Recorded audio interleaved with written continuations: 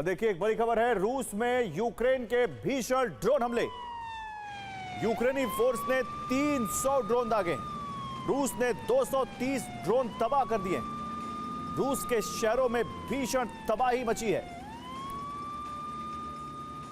तो यूरोप का हौसला फिर हाई है। काला सागर में हमले से मिली कामयाबी के बाद यूक्रेनी सेना ने नई रफ्तार पकड़ ली है। शनिवार रात को भी रूस पर ताबड़तोड़ हमलों का सिलसिला जारी है। रूस के पोर्ट को टारगेट करने की कोशिश की गई और साथ ही रूस के एक एयरक्राफ्ट सेंटर को भी निशाना बनाया गया। यूक्रेनी ड्रोन से रूस के कई शहरों में धमाके हुए। नोवरोसिस्क में धमाके के बाद से रूसी तेल सप्लाई बंद है। कजाकिस्तान ने यूक्रेन से तेल पाइपलाइन पर हमले न करने की गुजारिश की है।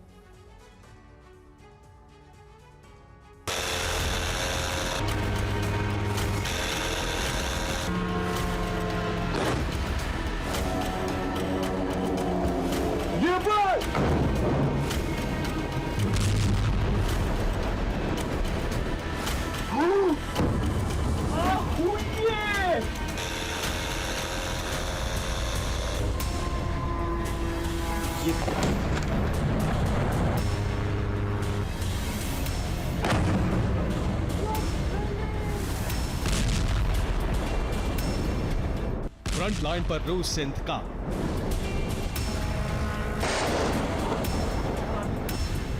और दूसरी तरफ 180 डिग्री पर युद्ध का बदलता प्लान।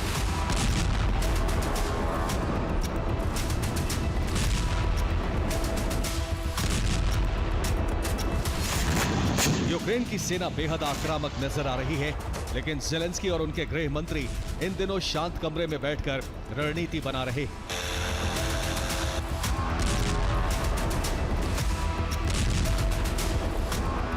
काला सागर में तबाही मचाने के बाद यूक्रेन ड्रोन कमांडर्स के हौसले बुलंद हैं।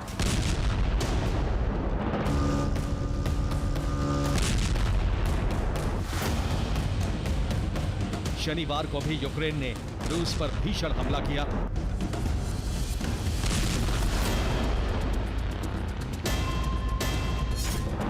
रूसी सेना के मुताबिक ताबड़तोड़ प्रहार के बीच 2 long range Neptune guided missile हमले को नाकाम कर दिया गया।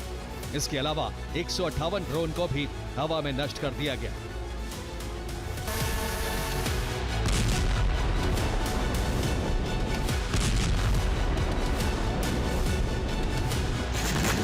रिपोर्ट के मुताबिक रूसी पोर्ट नोवरोसिस्क पर फिर हमले की कोशिश हुई। नोवरोसिस्क में शनिवार रात भी अलर्ट सायरन बजते रहे। यूक्रेन का ड्रोन फिर रूसी बंदरगाह तक पहुंचा या नहीं, इसकी पुष्टि नहीं हुई है।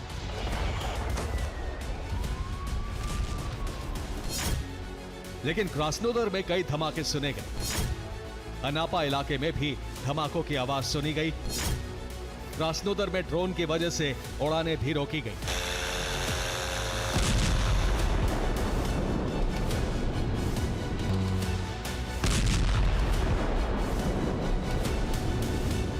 रूस के रोस्टोव में भी यूक्रेन ने ड्रोन हमले किए। रिपोर्ट के मुताबिक यूक्रेन के टारगेट पर रूस का एक और पोर्ट सिटी था। इसका नाम तागनरोग है।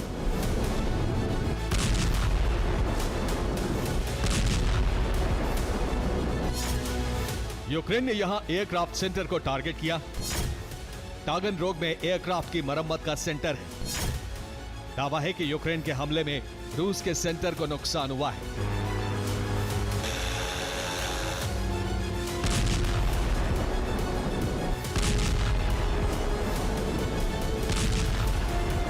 रूस की ऑर्स्क तेल रिफाइनरी पर रहस्यमय तरीके से आग लग गई।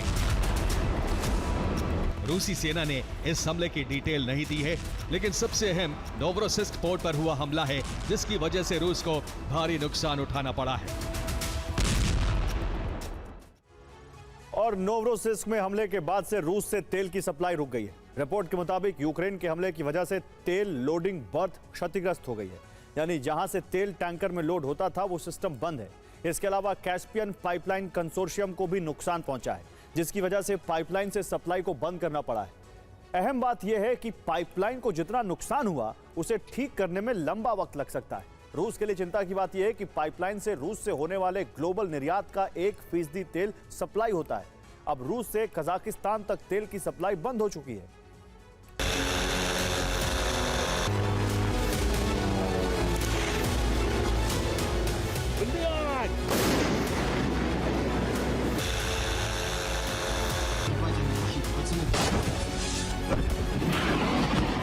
यूरोप और नेटो की मदद के बाद यूक्रेन युद्ध में लगातार वापसी की कोशिश में है।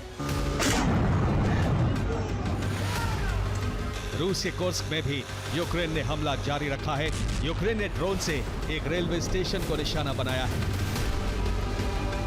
पुतिन के मिशन डॉनबास को नाकाम बनाने का मिशन भी लगातार जारी है। यूक्रेन ने अपनी कामयाबी के सबूत के तौर पर यह वीडियो जारी किया है। डिप्रोपेट्रोवस्क में यूक्रेनी सेना ने हमला किया और यहां इवानोव्का इलाके को कब्जे से छुड़ा लिया।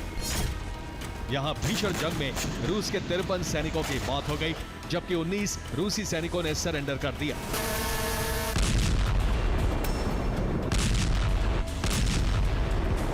यूक्रेन डोनेस्क में लगातार ड्रोन हमले कर रहा है। यूक्रेन के निशाने पर रूसी सैन्य ठिकाने हैं। यूक्रेन रूसी सेना की सप्लाई लाइन काटने की कोशिश में भी है। डोनेस्क में रेलवे स्टेशन को निशाना बनाया जा रहा है। रूसी सेना के हथियार गोदामों पर निशाना साधा जा रहा है। रूसी सेना ने जहां खाने पीने का सामान रखा है, वहां भी ड्रोन हमले हो रहे हैं।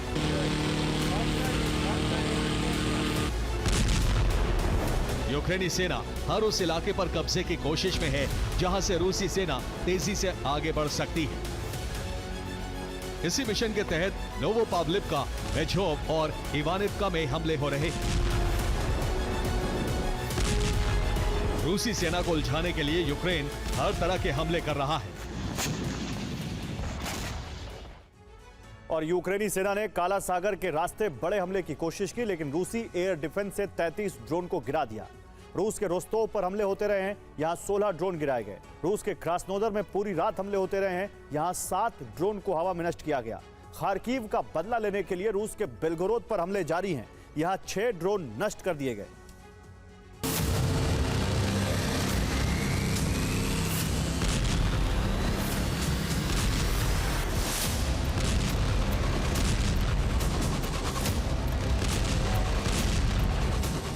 जंगल के बीच आधुनिक मशीन गन से लैस यूक्रेन के सैनिक सर्च अभियान चला रहे हैं।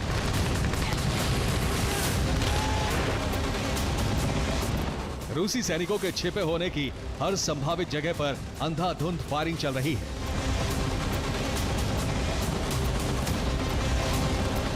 यूक्रेन की वायुसेना भी अब एक्शन में है। ड्रोन से रूसी सैन्य ठिकानों की पहचान की जा रही है। यूक्रेन की वायुसेना भी स्पेशल ऑपरेशन चला रही है। यूक्रेनी फौज अब रूसी सैनिकों के बंकर तक पहुंचकर हमले कर रही है।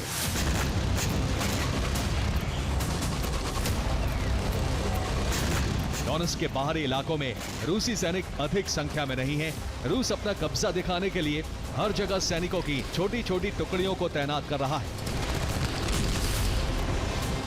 यही वजह है कि अब यूक्रेनी फौज ऐसे छोटे छोटे ग्रुप को आसानी से टारगेट बना रही है।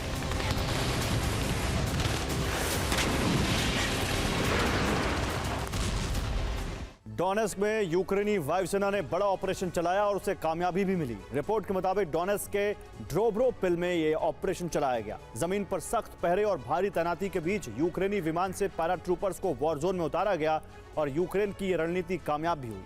डोनेस्क का ड्रोब्रोपिल इसलिए अहम है क्योंकि रूसी सेना यहीं पर कब्जे के बाद परविन कोव में घुसने वाली थी। ड्रोब्रोपिल में अचानक प्रहार किया गया, जिसकी वजह से रूसी सेना को संभलने का मौका नहीं मिला और रूसी सेना ने इलाके को खाली कर दिया है।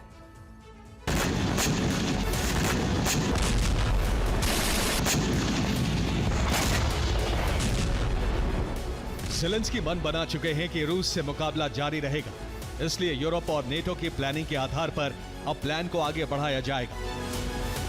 ज़ेलेंस्की ने अपने गृह मंत्री के साथ रणनीति बनाने का काम शुरू कर दिया है। ज़ेलेंस्की ने फ्रंट लाइन की पूरी रिपोर्ट मंगवाई। वॉर जोन को कई सेक्टर में बांटा जा रहा है। हर सेक्टर पर अलग तरह से प्लानिंग होगी। यूक्रेन के लिए डॉनबास ही सबसे अहम ठिकाना है और यूरोप से इसे मुक्त कराने को लेकर बड़ी रणनीति तैयार की गई। ज़ेलेंस्की ने यूक्रेन में आगे के युद्ध के लिए 4 जोन बनाया है। इसमें पहली नीति डॉनबास में पलटवार की है। काला सागर में रूस पर दबाव की रणनीति बनी है। ज़ेपोरिजिया और खेरसोन की जिम्मेदारी खुफिया एजेंसी को मिलेगी। यूक्रेन को यूरोप से बहुत बड़ा फंड मिलने जा रहा है, जिसका इस्तेमाल युद्ध में किया जाएगा। ज़ेलेंस्की अब ये प्लान तैयार कर रहे हैं कि इस वक्त यूक्रेन के किस मोर्चे पर किन हथियारों की सबसे सख्त जरूरत है और सेना को ताकतवर कैसे बनाया जा सकता है।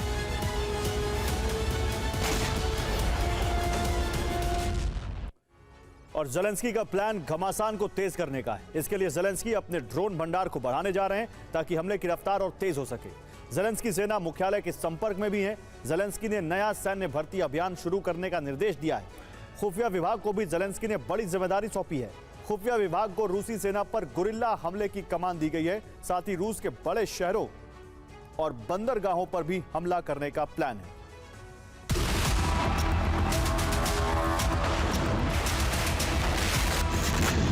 यूक्रेन की आर्टिलरी की ताकत को बढ़ाने का इंतजाम यूरोप ने कर दिया है।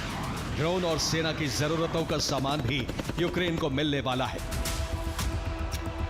यूक्रेन को जर्मनी की मदद से बहुत अधिक हथियारों की सप्लाई होनी है। इसके लिए फंड भी जारी कर दिया गया। यूरोप यूक्रेन को बेहद सुरक्षित बनाने की कोशिश में है।